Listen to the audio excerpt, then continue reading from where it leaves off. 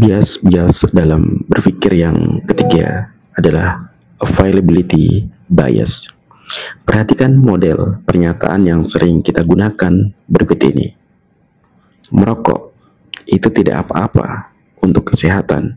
Buktinya, kakekku menghabiskan 3 pak rokok setiap hari dan usianya bisa sampai 90 tahun.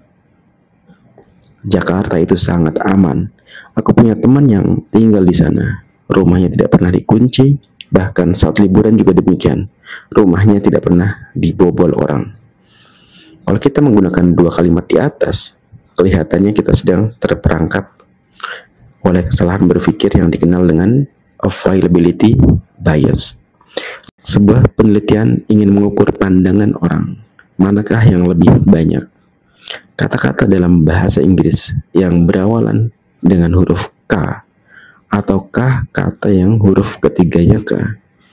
Konon setelah diteliti ternyata lebih banyak kata yang huruf ketiganya K, namun orang lebih cenderung menjawab lebih banyak kata yang berawalan huruf K. Mengapa begitu? Karena orang dapat menemukan kata yang berawalan dengan huruf K lebih cepat. Kata berawalan huruf K tersebut lebih siap untuk ditemukan dalam pikiran kita. Availability bias itu berarti kita menciptakan satu gambaran tentang sesuatu dengan menggunakan contoh-contoh yang lebih mudah muncul dalam pikiran. Tentu saja hal semacam ini bersifat absurd, karena realitas itu, kuantitas dan kualitasnya tidak tergantung kepada apakah kita lebih mudah mengingatnya atau tidak.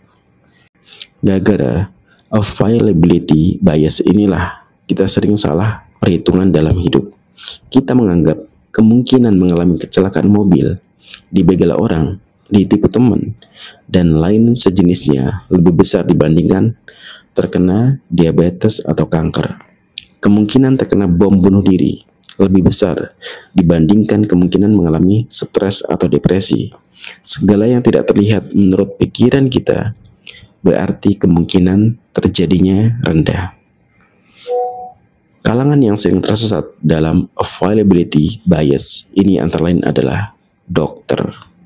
Mereka sering memiliki rumus pengobatan favorit yang digunakan untuk mengobati berbagai penyakit. Padahal mungkin ada obat lain yang lebih bagus. Hanya saja obat yang bagus ini tidak teringat oleh sang dokter, sehingga tetap saja ia melakukan yang ia ketahui dan biasa dilakukan. Hal yang sama terjadi dengan para konsultan, pengacara, filosof, dan lain sejenisnya. Saat mereka berhadapan dengan problem baru yang sama sekali belum pernah mereka kuasai, mereka biasanya tidak akan angkat tangan atau berkata tidak tahu, tetapi mereka akan memaksa berusaha menjawab masalah dengan teori-teori yang selama ini mereka pahami, bukan dengan teori yang sesuai untuk problem yang dimaksud. Saat sesuatu diulang-ulang berkali-kali, ia akan menempel di pikiran kita, bahkan jika sesuatu yang dimaksud itu bukanlah kebenaran. Pengulangan-pengulangan semacam itu membuat kita menganggap apa yang dikatakan sebagai benar-benar ada dan nyata. Itulah yang kiranya dulu dilakukan oleh para propaganda Nazi Jerman tentang Yahudi, atau mungkin kelompok tertentu tentang UFO, Atlantis Indonesia, dan lain sejenisnya. Apa yang menempel di pikiran inilah yang nantinya menjadi senjata kita dalam memahami dan menyikapi segala peristiwa yang terjadi di sekeliling kita. Dari sinilah biasanya lahir model berpikir availability bias. Untuk melawan availability bias, pikiran kita harus terbuka juga terhadap kemungkinan-kemungkinan lain yang berbeda yang selama ini kita yakini.